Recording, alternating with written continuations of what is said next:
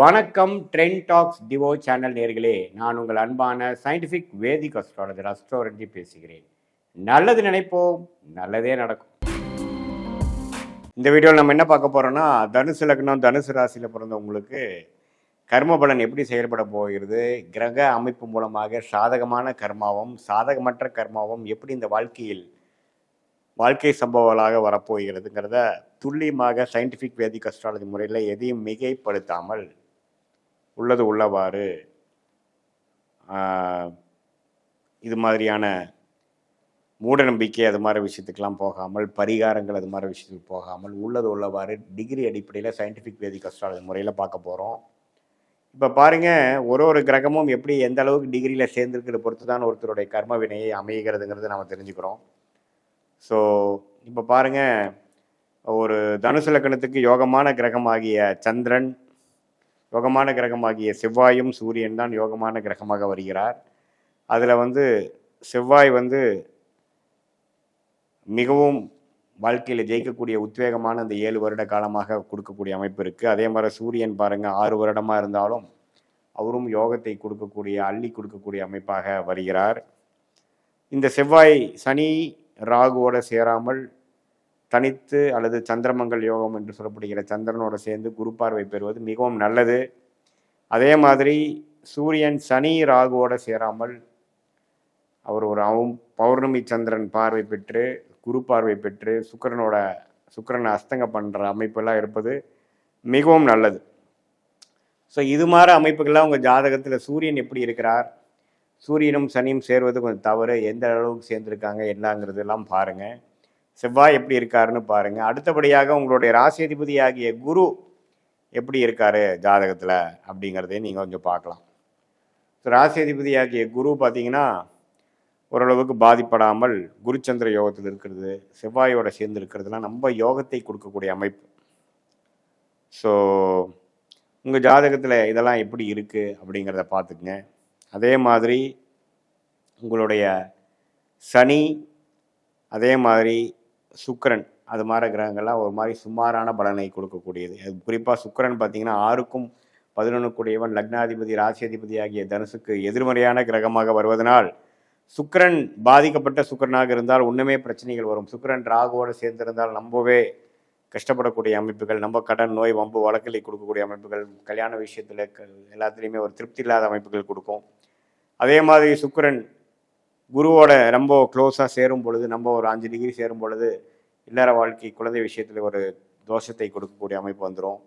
அதே மாதிரி சுக்கிரன் சனியோட சேரும் பொழுது அதோட இதை கொஞ்சம் குறையுது. அதே மாதிரி கேதுவோட சேரும் பொழுது காதல் திருமணம் அது மாதிரி விஷயங்கள்லாம் கொடுக்கக்கூடிய அமைப்புகள் உண்டு.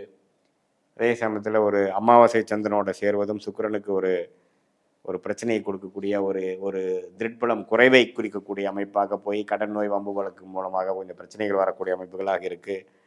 வரவே கூடாத திசையாக சுக்கிர திசை தனுசு லக்ன தனுசு ராசிக்கு 20 வருடங்கள் வருகிறார்.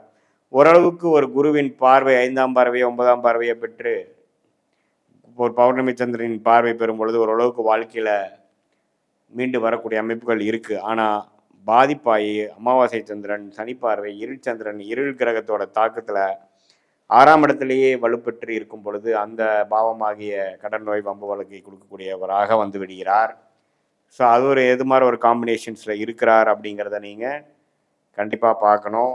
அதெல்லாம் வைத்து தான் உங்களுடைய கர்ம பலன் எப்படி இருக்க போகுது, எந்த நேரத்தில் எப்படி இருக்க போகிறீங்க, எந்த நேரத்தில் நம்ம ஜெயிக்க போகிறோம், எந்த நேரத்தில் பாதிக்கப்பட போகிறோம், எது மாதிரி கர்ம வலைகள் நமக்கு நல்லது, நம்மளுடைய கர்மா எப்படி காட்டுது, எவ்வளோ டிகிரி சேர்ந்துருக்காங்க, எந்த நட்சத்திரத்துக்கு உங்களோட ஸ்தானபலம், தில்படம் ஒரு கிரகம் எப்படி இருக்குது, சனியும் சூரியனும் சேராமல் இருந்தால் நல்லது, சந்திரனும் சனியும் சேராமல் இருக்கிறது நல்லது, ஒளி கிரகமாகிய சூரியன் சந்திரன் ராகுவோட சேராமல் இருக்கிறது நல்லது. இது மாதிரி பல விஷயங்கள் ஜாதகத்தில் இது மாதிரி அமைப்புகளாக இருக்குது. அப்படிங்கிறத பொறுத்தே உங்களுடைய கர்ம வினைகள் கர்ம பலன்கள்லாம் செயல்பட போகிறதுங்கிறத நீங்கள் தெரிஞ்சுக்கணும்.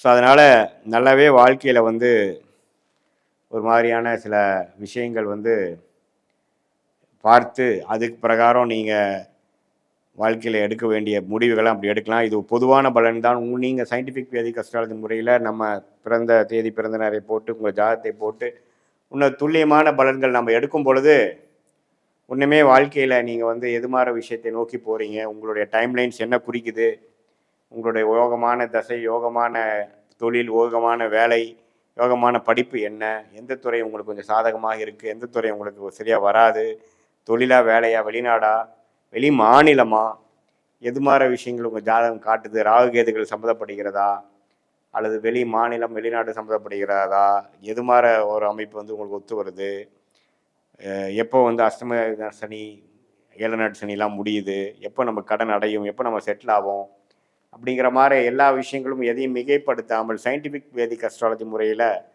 உள்ளது உள்ளவாறு நம்ம பார்க்கும் பொழுது கண்டிப்பாக வந்து வாழ்க்கையில் வந்து அடுத்து வரக்கூடிய தசைகள் காம்பினேஷன்ஸ் எப்படி இருக்குது, கிரக அமைப்புகள் எப்படி இருக்குங்கிறத பொறுத்தே நம்மளுடைய அமைப்பு, நம்மளுடைய யோக அமைப்பு, நம்மளுடைய ரிஸ்க் ஃப்ரீ லைஃப் என்று சொல்லப்படுகிற அந்த அமைப்பு வருகிறது. அந்த கர்மா அப்படி தான் செயல்படுகிறதுங்கிறத நம்ம புரிஞ்சுக்கணும். ஸோ அந்த அடிப்படையில் பார்த்தீங்கன்னா உங்களுக்கு வந்து யோகமான சில விஷயங்கள் நடக்கும் பொழுது உங்களுக்கு வந்து அதுக்கு தகுந்த மாதிரி விஷயங்கள், அதாவது யோகமான கிரகங்கள் நல்ல காம்பினேஷன் இருக்கிறப்போ நல்ல அமைப்புகளும், யோகமான கிரகங்கள் பாதிப்பாக இருக்கும் பொழுது யோகங்கள் குறைவாகவும் கைக்கு வந்தது வாய்க்கு வரவில்லைங்கிற மாதிரி அமைப்பாகவும், சுமாரான கிரகம் வந்து நன்றாக இருக்கும் பொழுது ஓரளவுக்கு பிரச்சனைகள் அதிகமாக இல்லாமல் ஓரளவுக்கு சமாளிக்கிற அளவாகவும், சுமாரான கிரகங்கள் நம்ம பிரச்சனைக்குள்ள மாற ஒரு அமைப்பில் இருக்கும் பொழுது இன்னுமே பாதிப்பு அதிகமாகி வாழ்க்கையில் ரொம்ப கவனமாக இருக்கணுங்கிறதையும் நம்ம தெரிஞ்சுக்கிறோம். ஸோ இது மூலமாக நம்மளுடைய கர்மாவை நாமளே தெரிந்து கொண்டு நமக்கு எந்த நேரத்தில் எப்படி இருக்கும், நமக்கு நீங்களே ட்ரை பண்ணி பார்த்தாவே உங்களுக்கு தெரிஞ்சிடும் எது ஒர்க் அவுட் ஆகுது, எது ஒர்க் அவுட் ஆகலை அப்படிங்கிற விஷயத்தை நீங்களே உணர்ந்து அதுக்கு தகுந்த மாதிரி நம்மளுடைய தனுசு லக்னம், தனுசு ராசிக்கு யோகமான கிரகம் என்ன, யோகமான தசைகள் என்ன, எது மாதிரி கிரகங்கள் எது மாதிரி ஸ்தான பலம், திக்பலம் பெற்றிருக்கிறார், நமக்கு என்ன மாதிரி அமைப்பு நல்லா இருக்குதுங்கிறதை தெரிந்து அதுக்கு தகுந்த மாதிரி கரெக்டான முடிவுகளை சரியான நேரத்தில் எடுத்து சமய விரயங்கள், பொருள் விரயங்கள்லாம் தவிர்த்து வாழ்க்கையில் வந்து படிப்படியாக புது சும்மா எடுத்தமாக இல்லாமல் படிப்படியாக முன்னேறி ஒரு படி ஒரு நாளும் ஒரு படி மேலே போய் ஒரு விஷயத்துலையும் மேம்பட்டு வாழ்க்கையில் நல்ல ஒரு செம்மையான ஒரு அமைப்பாக வளர்ச்சி பெற்று வாழ்க்கையில் உங்கள் லைஃப் பொட்டென்ஷியலை நீங்கள் அடைய முடியும் என்று சொல்ல விரும்புகிறேன். மீண்டும் மற்றொரு காணொளியில் சந்திப்போம். நன்றி, வணக்கம்.